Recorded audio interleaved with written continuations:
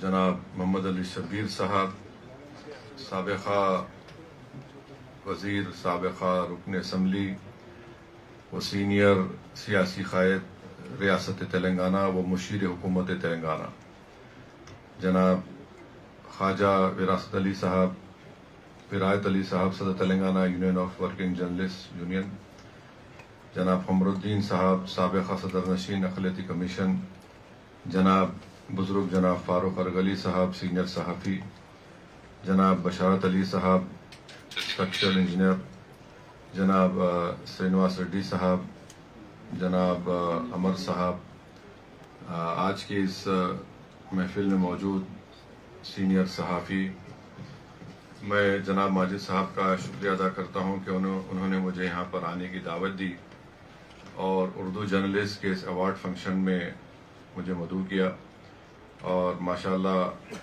جو صحافی آج اس دنیا میں نہیں ہیں جنہوں نے اردو کاز کے لیے بڑی محنتیں کی، جستجو کی، قربانیاں دی، ان کے نام سے آپ نے یہاں پر صحافیوں کو ایوارڈ دیا۔ فیض محمد اصغر صاحب کے نام سے، تبسم فریدی صاحب کے نام سے، ہمارے عزیز دوست مرحوم حبیب علی جیلانی صاحب کے نام سے، فیض محمد اصغر صاحب کے نام سے، پھر یہ تمام ایوارڈز آپ نے دیے ہیں، اور جناب ایم اے رحیم صاحب کے نام سے، اور N R I award senior صحافی جناب کے این واصف صاحب کو دیے۔ میں مبارکباد دیتا ہوں آپ تمام کو کہ آپ نے اردو کاز کے لیے، اردو زبان کو بچانے کے لیے، اردو زبان کو مضبوط کرنے کے لیے اس طرح کے اقدامات، اس طرح کے فیصلے، اور اس طرح اردو صحافت کو، اردو صحافیوں کو ان کا مقام دلانا، میں سمجھتا ہوں کہ یہ اردو زبان کے کاز کے لیے بہت ہی نہایت اور اہم ہے۔ اور ساتھ ہی ساتھ آپ جانتے ہیں کہ ہمارے آئین، بھارت کا سمویدھان 22 زبانوں کو ریکگنائز کرتا ہے، جس میں اردو بھی شامل ہے، اور ہمارے ملک میں 121 زبانیں ایسی ہیں جو 4000 سے 10,000 لوگ بھی اس کو بولتے ہیں۔ اور ہمارے ملک کے آئین کی خوبصورتی یہ ہے کہ ہمارا آئین کی دفعہ 30 یہ کہتی ہے کہ اگر آپ ایسی زبان بولتے ہیں جو اکثریتی طبقے کی زبان سے مختلف ہو، تو آپ کو آئین اس بات کی اجازت دیتا ہے، جو بنیادی حق ہے، فنڈامنٹل رائٹ ہے، کہ آپ اپنے پسند کے ادارے بھی قائم کر سکتے ہیں۔ پھر ہمارے آئین کی دفعہ 29 یہ کہتی ہے کہ آپ اپنی تہذیب کو، اسکرپٹ کو، زبان کو آپ اس کا تحفظ کر سکتے ہیں۔ پھر ہمارے آئین کی دفعہ 350 یہ کہتی ہے کہ بنیادی تعلیم، پرائمری اسکول کی تعلیم کی زبان آپ اپنی مادری زبان میں اس کو ہونی چاہیے۔ یہ بہت ہی ہمارے آئین میں جو ہمارے بزرگوں نے بنایا ہے، اس کو ہم کو یاد رکھنی بہت ضرورت ہے۔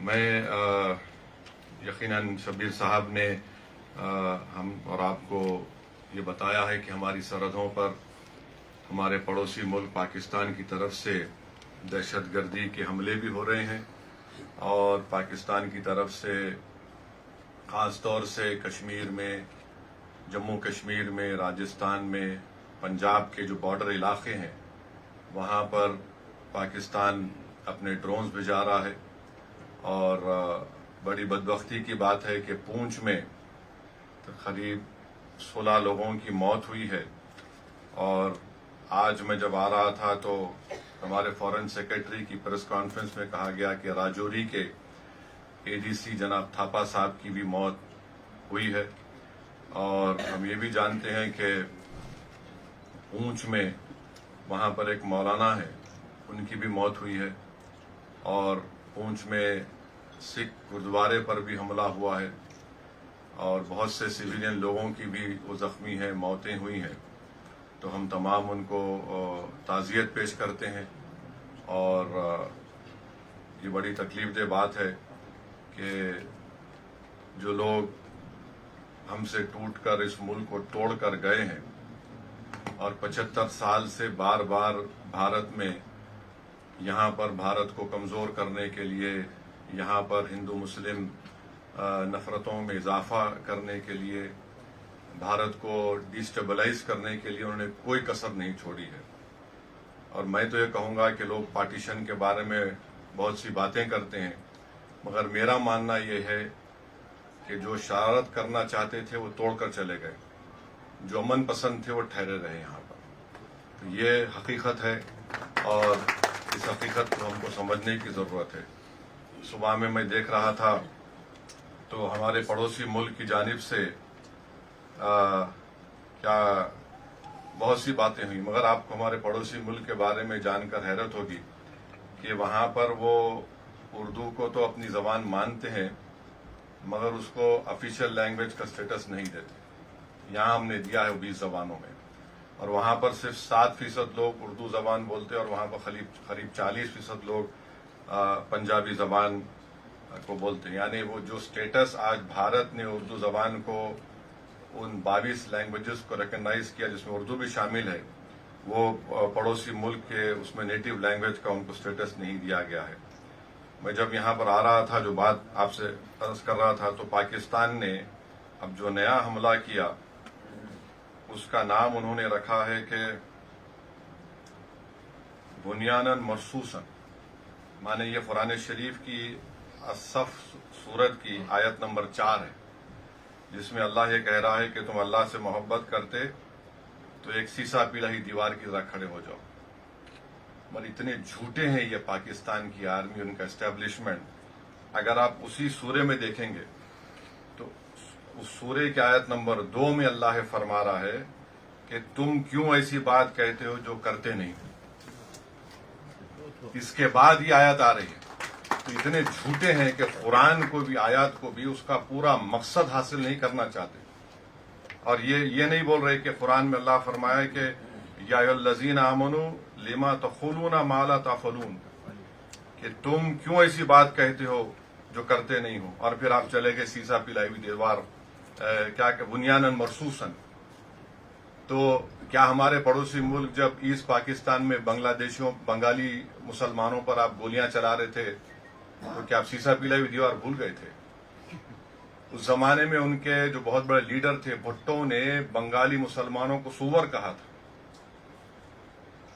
اور پھر ان کے بہت بڑے خداور قائد نے کہا تھا کہ جو بھارت میں مسلمان ہیں وہ ملچاز ہیں، مانے بالکل ایک نچلی ذات کے ہیں۔ افسوس ہوتا ہے کہ ان کو قرآن کو بھی کوٹ کرنے میں غلط مسئلہ بنا کر پہلے جو آیا تھا اس کو نہیں بول رہے۔ اللہ کیا فرما رہا قرآن میں کہ تم کیوں ایسی بات کہتے ہو جو کرتے نہیں ہو، وہ سورۃ الصاف کی آیات ہے۔ اب بول رہے سیسا پلائی ہوئی دیوار۔ تو ہم اپنے، اور پھر بار بار یہ لوگ بول رہے کہ اسلام کی جنگ ہو رہی ہے بھارت سے۔ کون سا اسلام ہے تمہارا بتاؤ؟ 20 کروڑ مسلمان بھارت میں رہتے ہیں، اور حنفی فقہ کا پوری دنیا کا سب سے مشہور عالم دین مولانا خالد سیف اللہ رحمانی حیدرآباد میں رہتے ہیں، سب سے بڑا عالم ہے، فقیہ الاثر کہتے ہیں ان کو۔ آپ کہتے اسلام کی بات کرتے ہیں، پھر آپ نے ایرانین آؤٹ پوسٹ پہ گولیاں چلائی تو وہاں سیسا پلائی ہوئی دیوار بھول گئے۔ بلوچیوں پر آپ قتل کرتے ہیں، سیسا پلائی ہوئی دیوار بھول گئے آپ۔ افغانستان میں آپ یقین نہیں کریں گے، جب 9/11 کے بعد یہی حکومت تھی، یہی اسٹیبلشمنٹ تھا جو معصوم لوگوں کو، جو ڈاکٹرز تھے، انجینئرز تھے، سرجنز تھے، صرف $15,000 کے عوض میں ان کو امریکنوں کو بیچ دیا۔ $15,000 اس میں کتابیں لکھی میں آپ پڑھ سکتے۔ اور افسوس اس بات کا ہے کہ قرآن کی آیات تو بول دیے، کیا یہ حرمت کے مہینے نہیں ہیں؟ اس حرمت کے مہینے میں تو حملہ ہو ہی نہیں سکتا نا۔ چلیے آپ بولتے آپ اسلام پہ ہے، ذیقات کا مہینہ، ذی الحجہ کا مہینہ، محرم کا مہینہ، تو یہ تو حرمت کے مہینے آپ حملہ کر ہی نہیں سکتے۔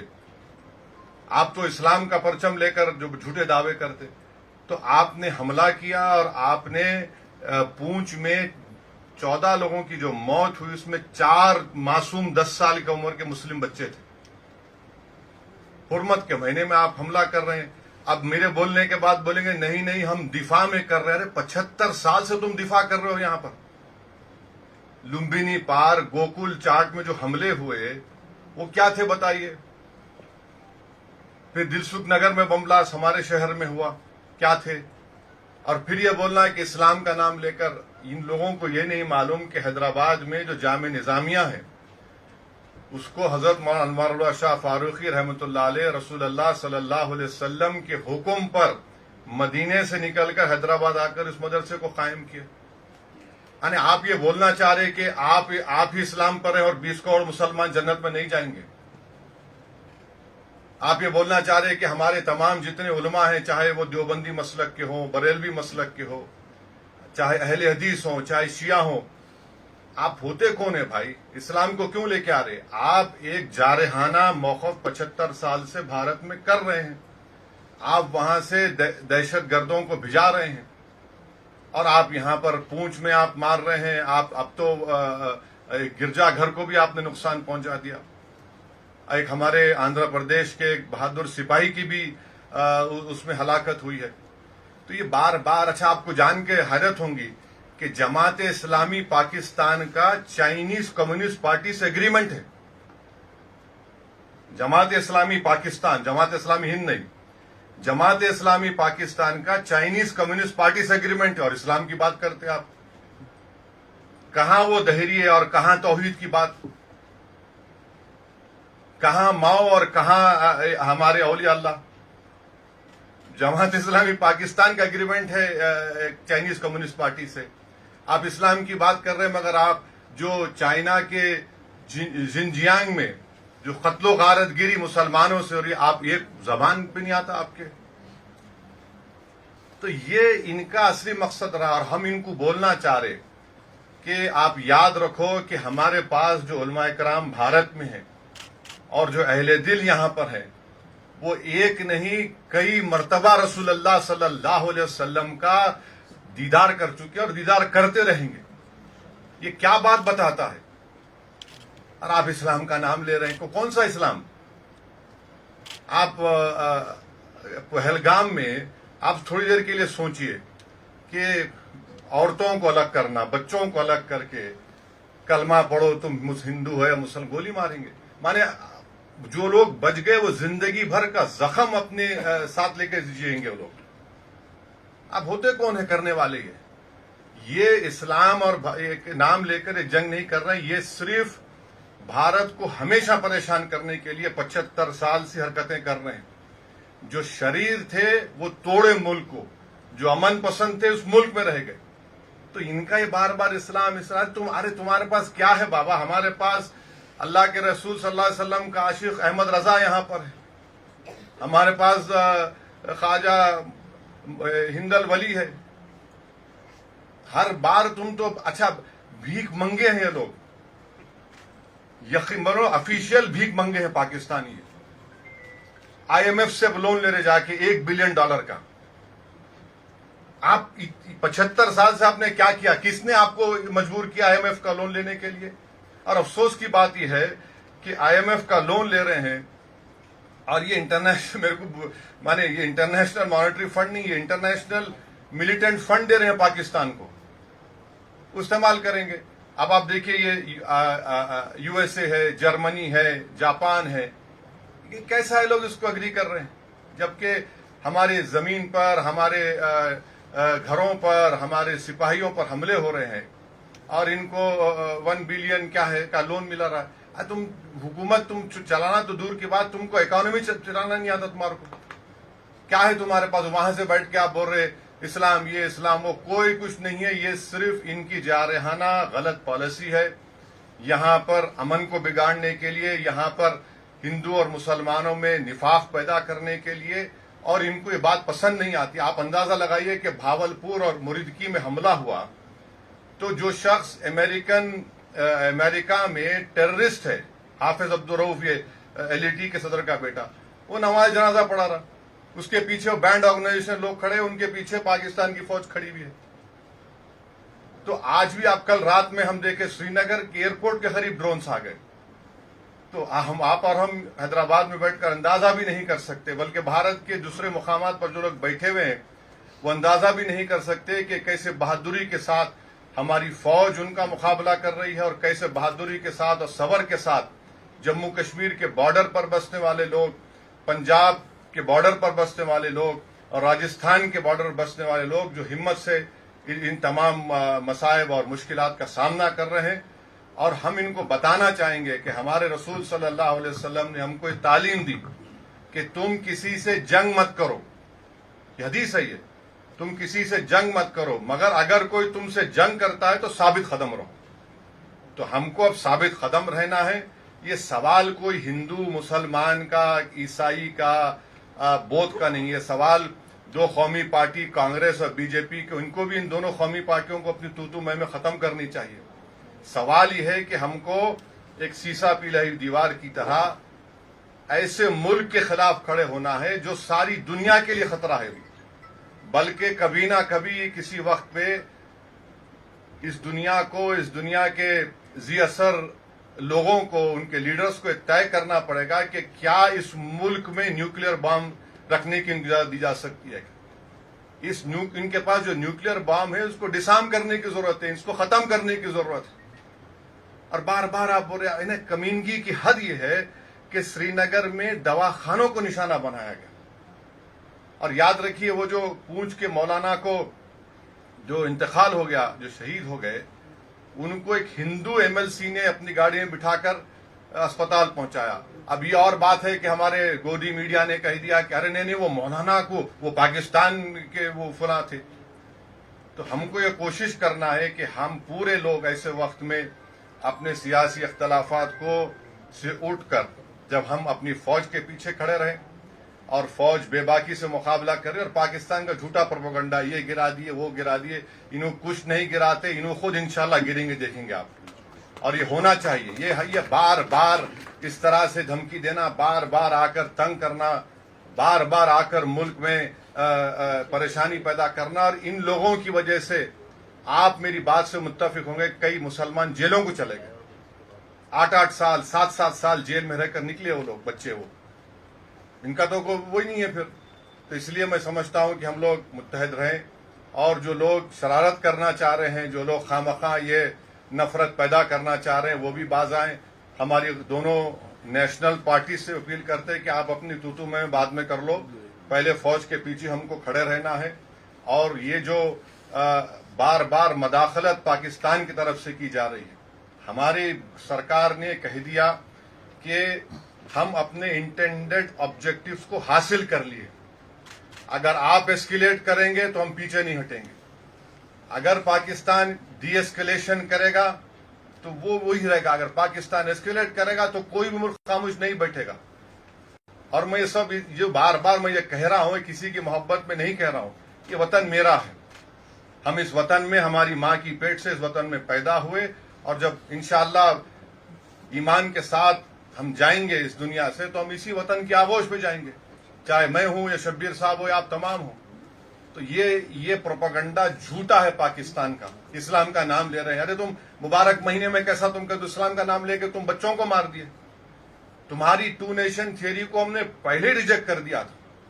تو میں تمام سے آپ سے اپیل کر رہا ہوں آپ کے ذریعے سے، کیونکہ صحافیوں کے درمیان میں بولنے کا فائدہ یہ ہے کہ انفارمیشن جلدی سے دوسروں تک پہنچ سکتی ہے.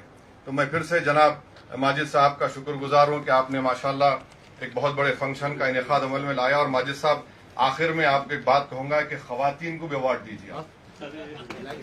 خواتین کو بھی اردو کے ایوارڈ دیجیے. آپ پورے مرد حضرات کو دے رہے ہیں ایسا نہیں ہے. خواتین بھی بہت آپ کی جرنلزم میں ہیں، ان کا بھی آپ خیال رکھیے. یہ کیونکہ آپ کو اور ہم کو گھر کو جانا پڑتا ہے. تو یہ اس بات کا خیال ہے کہ بہت بہت شکریہ. السلام علیکم.